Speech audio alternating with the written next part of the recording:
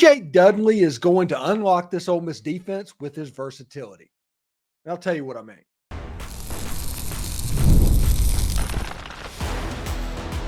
You are Locked On Ole Miss, your daily podcast on the Ole Miss Rebels. Part of the Locked On Podcast Network, your team every day. Hello, Rebel Nation. I'm your host, Stephen Willis, a 10-year veteran member of the national media and a former Ole Miss staff member as well. Today, we're talking about two standout players who caught the eyes of the attendees at SEC Media Days, TJ Dudley and Kaden Lee. TJ Dudley with his explosive athleticism and Kaden Lee with his playmaking abilities are going to break out this season. SEC Media Days attendees are buzzing about these two players. They brought them up unprompted, and it's easy to see why. Dudley's dominance on defense, Lee's agility on offense could be a key to this Ole Miss success, and we'll tell you why in just a second. As we look ahead, it's clear that these players, along with the strategic leadership of Coach Lane Kiffin, they're gearing up for a season that could redefine Ole Miss football. With such promising talent, the excitement is palpable. This is the Locked On Ole Miss Podcast, your daily podcast on the Ole Miss Rebels, part of the Locked On Podcast Network, your team every day. We're free and available on all the podcast apps and on YouTube. Thank you for making Locked On Ole Miss your first listen every day, and a special hello to the everydayers who make the show what it is. And don't forget to make a second listen on the network, either Chris Gordy at Locked On SEC or even Spencer McLaughlin at Locked On College Football. They're both in Dallas this week, and they're providing other perspectives on Ole Miss and college football as a whole, so check it out. Today's episode is brought to you by FanDuel. Make every moment more. As playoffs wind down, these sports stop sporting the way we want them to, but this summer FanDuel is hooking up all customers with a boost or a bonus. That is right. There's something for everyone every day, all summer long. Visit FanDuel.com to get started. So now let's get into today's show and talk about all things Ole Miss Rebels. And we're going to start with TJ Dudley and his versatility that's going to unlock this Ole Miss defense. And this is what I'm talking about. Now, we all know that Chris Pupal is going to be playing a linebacker position, and we assume, my assumption is Pete Golding is going to go 4-2-5 on his defense, which means there's a second linebacker that becomes important. We have done a show about Raymond Collins. We have done a show, I think, about Tyler Banks.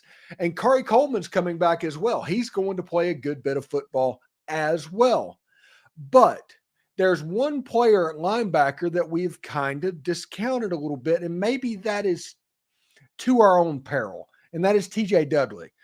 Jared Ivey, whenever he was speaking to the media at SEC Media Days, unprompted brought up TJ Dudley as somebody that could break out this season. He is somebody you can pay attention to as someone who will break out. And my question is, where?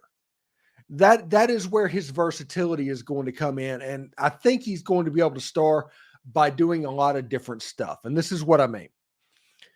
This is going to be a base, probably 4-2-5 front for Ole Miss football this season. When you look at Princely Amamiel and Jared Ivey, Walter Nolan, and J.J. Pegues potentially being a strength of this team, that is going to be the base defense that I think Ole Miss is going to run out of. But they have added Zach Arnett as the best assistant linebackers coach in the history of college football to come in that is an expert in the 3-3 stack. Yeah, you see what I mean? This is even an odd front on defense, and Ole Miss's versatility is going to be pretty important. And this is what I mean and the way this could look. I think that when Ole Miss wants to go three down, you are going to have Jared Ivey, J.J. Pegues, and Walter Nolan in a 3-down look. Whenever you're doing 3-3 stack type principle stuff, Princely Amamiel is going to move to a linebacker, kind of a step off the line of scrimmage, the same way that Sam Williams did. You'll have Chris Pupal in the middle, and you still have that other linebacker that we're talking about. TJ Dudley provides a lot of the same stuff that Princely Amamiel does. So essentially, you're going to be playing a 3-3 stack with athletic guys that can basically be a 5-man front with extended defensive ends. If I'm going a little bit too far in the weeds, I apologize. This is going to allow Ole Miss's defense to really get after the quarterback. and to come at him from many different directions when they choose to go through a 3-stack. Now, if they go 4-2-5, you got a guy that can play linebacker and do all the linebacker stuff in TJ Dudley and Chris Paul. Just normal linebackers, exactly how you remember, they can do that. But whenever you want to pull off and play an odd man front, you can do that by TJ Dudley playing almost a defensive end type position in those principles similar to Princely and Monmielen. We all saw photos in the spring of TJ Dudley working out with the defensive line for pass rushing type stuff, but that kind of threw us off getting ready for this football season. And now one of the major questions that I am going to have going into fall camp will be TJ Dudley and what happens there. Will he be the secondary linebacker, even above Khari Coleman? Khari Coleman can do some defensive end type stuff because if we all remember, he transferred from TCU where he was a defensive end under Gary Patterson. He comes in and plays linebacker. This versatility and this amoeba-style defense is going to be really interesting because of what the talent Ole Miss has up front and honestly what the talent they have in the back of the defense.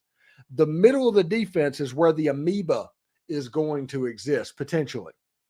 Like I said, they'll have the ability to play even or odd fronts and have different ways that they can attack protections whenever it is even and odd fronts.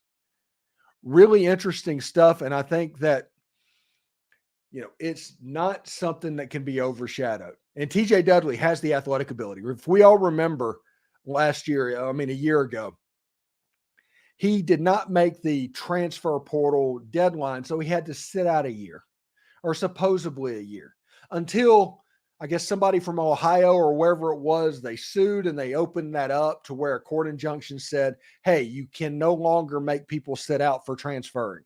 You don't make college students sit out. You can no longer make just regular athletes sit out, which made TJ Dudley eligible. TJ Dudley played in the Peach Bowl against Penn State and not only looked not out of place, but potentially looked better than Cedric Johnson. And I'm not saying Cedric Johnson is in any way a bad player or a liability or anything like that. TJ Dudley came in and showed a little bit of quick twitch, a little bit of an aggressive that kind of funneled the game plan of the Penn State Nittany Lions into Jarey Ivey, who ended up being the Peach Bowl defensive MVP. It's really interesting how this goes. And if you look at how this could go for TJ Dudley this season, you have these non-conference games to start off for TJ to get his feet under him. You have Kentucky, you have South Carolina. That's 6 games halfway through the season. Tiger Stadium is a situation that TJ Dudley can have a Harold Perkins-style impact on the football game, either rushing off the edge, rushing through the A-gaps. The important thing is getting after the quarterback, and this is something that TJ Dudley is going to be able to do, honestly, fairly consistently. Jared Ivey at SEC Media Days, Unprompted, brought up TJ Dudley. And the reason that I'm playing this game and doing this podcast today, well, there's a couple of reasons. One, I remember the story of Jesse Mitchell talking about Patrick Willis. When Patrick Willis was a freshman and Patrick Willis was an unknown, Jesse Mitchell, he was in a fishing boat, and it was like the Ole Miss coaches show back in the day. They were doing that before the season started. And he was like, man, Patrick Willis, this guy's going to be good. And, the rest is history on Patrick Willis. He's NFL Hall of Fame. He turned out to be correct. But at that moment is when I started paying attention to what other players are saying about players. Whenever they volunteer information, my ears perk up. My antenna goes up. And Jared Ivey said TJ Dudley, Unprompted, brought it up as somebody to watch in Ole Miss's defense this year. Should be interesting. And that's not all, because up next on Locked On Ole Miss, find out how Kaden Lee's impressive plays are catching the eye of Tre Harris. You won't want to miss this exciting update on this rising star. I love sports. I love them so much, I never want them to stop. But as the playoffs wind down, we get fewer and fewer games. and the sports aren't sporting the way they want to. I mean, today is the day after the All-Star game. It's the slowest sports day of the year. So FanDuel is doing whatever they can to get people excited to bet on sports and all this other stuff. So FanDuel keeps the sports going whenever I want. All I have to do is open the app and dream up bets anytime I am in the mood. Maybe I want to bet on Ole Miss and they're under of 9.5 wins this season.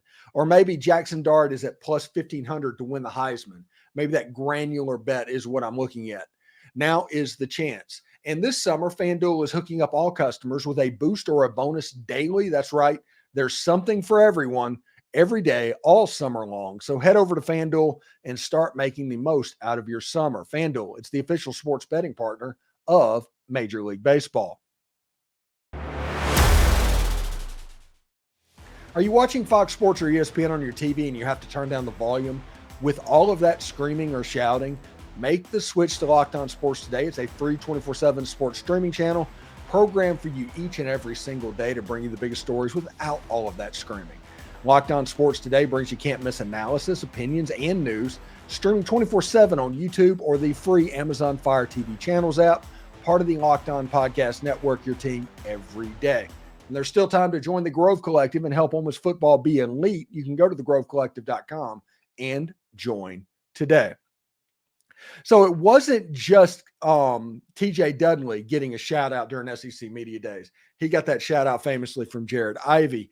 Kaden Lee got a shout out from Tre Harris. And Tre Harris is absolutely one of the alpha dogs in this Ole Miss offense. And he has noticed Kaden Lee and said that by midseason, he will be a national name and everybody will know who Kaden Lee is. And honestly, I believe that. And this is why I believe that. Ole Miss played against Mercer a year ago. Okay. And they threw a pass to Kaden Lee and he ended up taking it to the house and scored a touchdown. And you didn't hear anything about Kaden Lee after that. You know, he was one catch, like 60 yards and a touchdown. And that's all we knew about Kaden Lee. Then against Louisiana Monroe, after Jordan Watkins had the broken hand, he played in that game in garbage time whenever you were getting ready for the Egg Bowl, caught a touchdown down the sideline. I think it was like on a bubble screen or a quick out. It wasn't anything ridiculous. But if you look at the thumbnail of this episode, this is a shot from that. He ended up going like 70 yards for a touchdown. So he had 2 catches. He averaged about 60 yards per catch, and he had 2 touchdowns. That's the way he was going into the Egg Bowl a year ago. Again, Jordan Watkins was Mr. Reliable on this football team a year ago, and whenever Jordan Watkins wanted to play, Jordan Watkins earned the right to play. So Kaden Lee kind of had to wait his turn. But every time he got called on a year ago as a true freshman, he made plays. He made real plays. Real similar to what I guess in 2018, Elijah Moore looked like whenever he popped into the game. It's like, whoa, this guy kind of looks like a dude. Well, Jordan Watkins injured his hamstring for the Peach Bowl or something like, something got injured.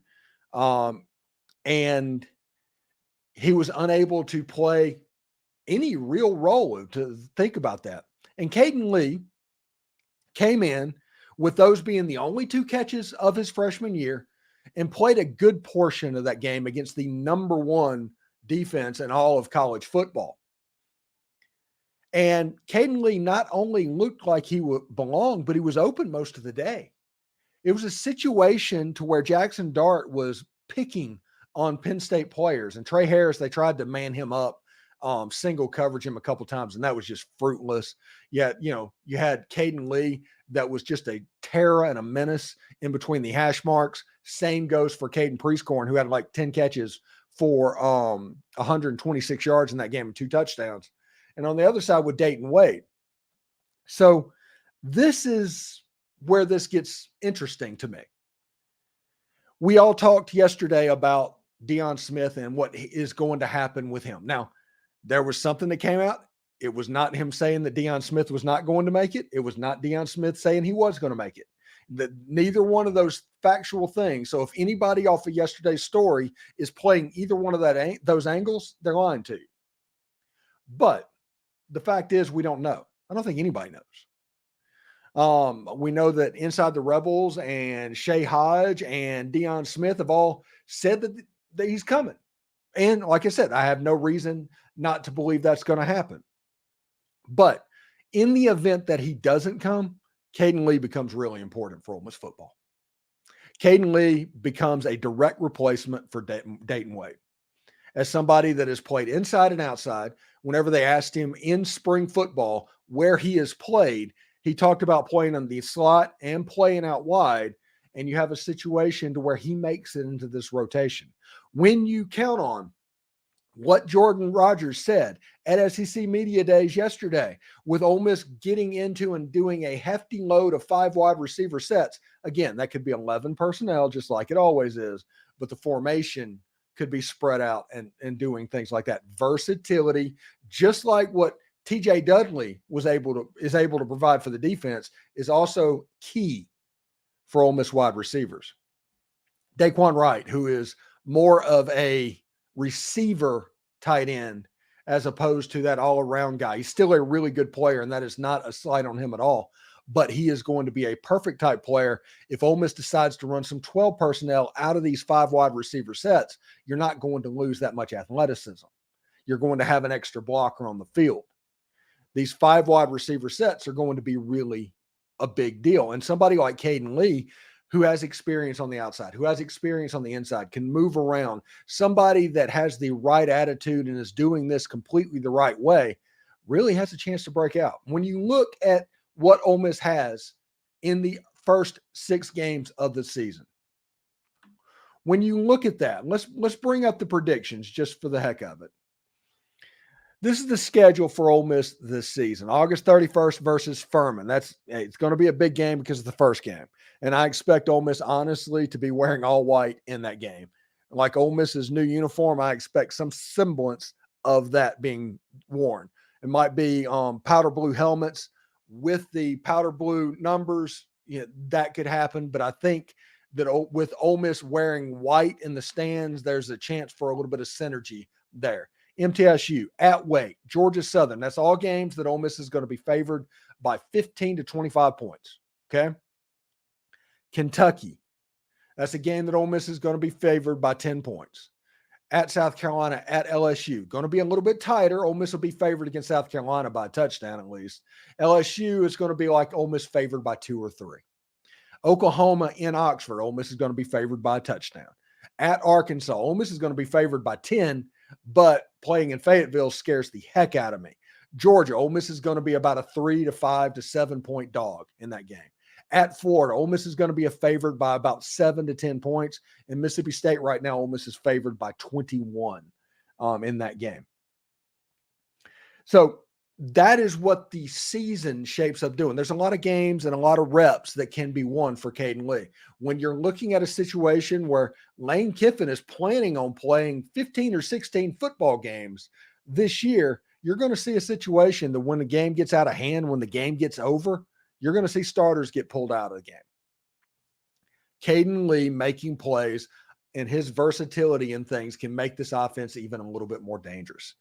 Working with an Austin Simmons, working with a Jackson Dart, working with a Walker Howard. This team on offense is going to be really similar to what I talk about defensively is the new era of college football, and that is having a 22. It's not about having a 11. The starters aren't in the top 11. It's the top 22 now. The 2 deep are all starters. They all have to play because the game is played so fast. There's so many weapons. You have to be able to give them breaks, take away plays off of their body. And because of that, you have a chance to be pretty good. The opposite of the true is since the defense has figured that out, the offense is going down the same road and they're going to take advantage of being a little bit more fresh as well.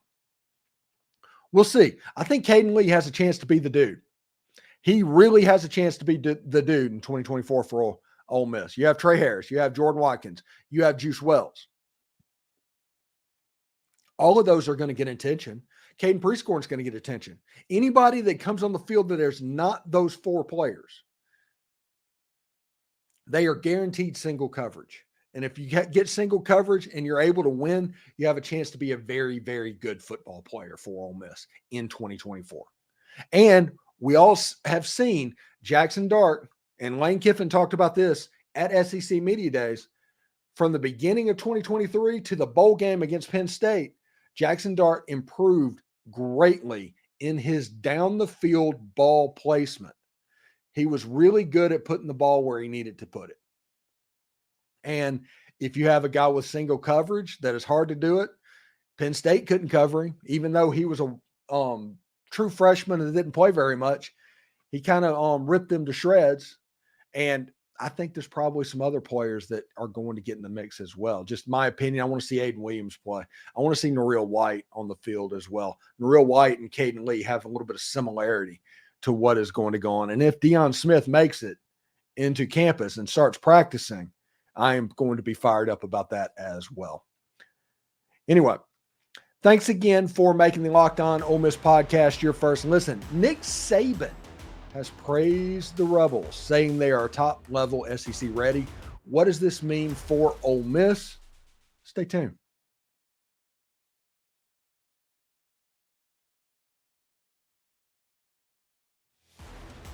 Locked On has launched the first ever national sports 24/7 streaming channel on YouTube, and now it's also available on the Amazon Fire TV on the free Fire TV Channels app. Locked On Sports Today is here for you 24/7, covering the top sports stories of the day with the local experts of Locked On, plus our national shows that cover every single league. Find Locked On Sports Today now available on the free Fire TV Channels app. Be part of history. All right, so we go back to the national media really being impressed with Ole Miss. They just love them. And during the SEC Media Days coverage of day one, that Monday, Nick Saban was talking about Ole Miss. And he mentioned this. He's like, hey, this is the first year that Ole Miss looks like an SEC team. And when Nick Saban says looks like an SEC team, he doesn't mean looks like Ole Miss. He's talking looks like Georgia, looks like LSU, looks like Alabama. That is what he calls an SEC team. And he said this year is the first year that Ole Miss is going to be able to compete on the offensive and defensive line with the Georgias, with the LSUs, with the Alabamas, even though Ole Miss and Alabama doesn't play. And that got me really interested in thinking, because he'll flat out tell you the skill players at Ole Miss, they've never wanted for skill players at Ole Miss. There's been wide receivers and running backs and quarterbacks just out the wazoo for Ole Miss. And he said the way you beat Ole Miss traditionally, going back while he was at Alabama, was on the offensive and defensive line.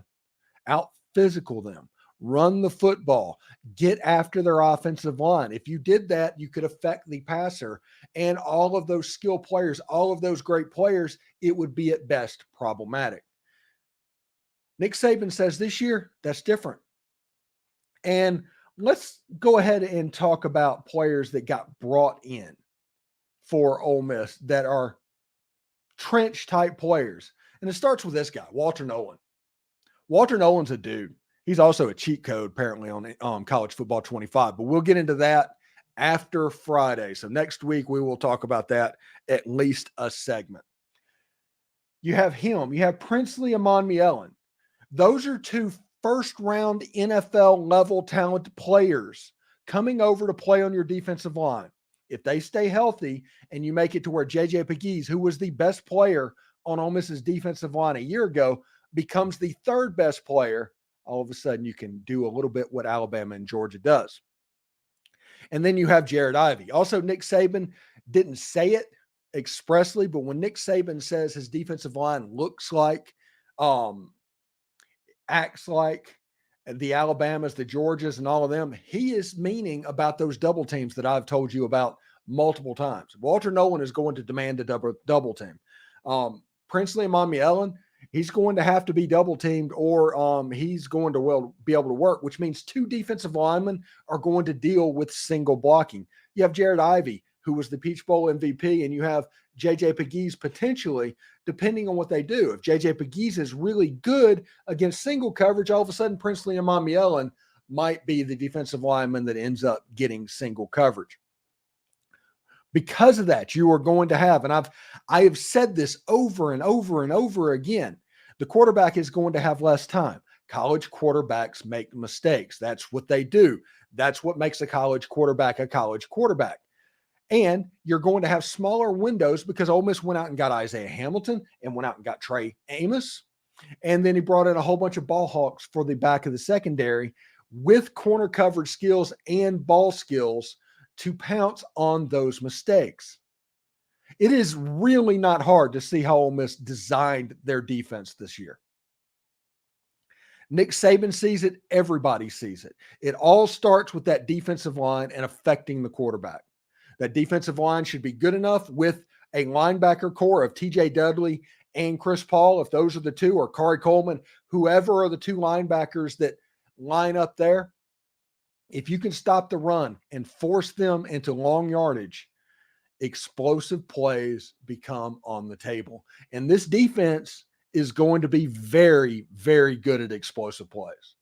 Through its versatility, its deception, all of that stuff, they're going to be able to use it to make it speed up for the quarterback in a passing down, because Princely Emanuelin is one of the best athletes rushing the passer in all of the country. Again, a middle of the first round type grade. Walter Nolan is going to be pushing directly up the middle, and if you mess up on him, he is going to make the time really short for a quarterback. And you have man coverage cornerbacks that are going to be lining up on the outside and ball hawks at safety. I'm telling you, everybody can look at me and say, oh my gosh, he's such a freaking homer, and which I am. I mean, I don't run from that. But this is true, and this is a real thing, and we are entering into territory that Ole Miss fans have not seen. Now, defensively, we saw something similar with what they can do with 1992, I think it was. You know, Tim Bowens, Norman Hand, those guys, Cassius Beware, Abdul Jackson, Dwayne Dotson, those guys. That was important. That was also the last time that Ole Miss ran a 3-3 stack type defense, like 92, 93, 94, those Joe Lee Dunn ones. Zach Arnett is going to bring some principles of what he does over to Ole Miss. And you're going to see Ole Miss probably run a little bit of the 3-3 stuff, because Zach Arnett is really good at taking a linebacker and figuring out how to get to the quarterback. Let's look at the stats. Linebackers have led the SEC or been up at the top of the standings in sacks pretty much his whole time. He's really good at it. And because of that, I think this defense has a chance to be really good, and it starts up front. It starts in the trenches. You look on the offensive side of the ball, it isn't just defensive linemen. It's offensive. Whenever you have Diego Pounds, who has a chance to be the absolute dude at left tackle. He had a 10-point higher graded out from PFF than any offensive lineman that Ole Miss had a year ago.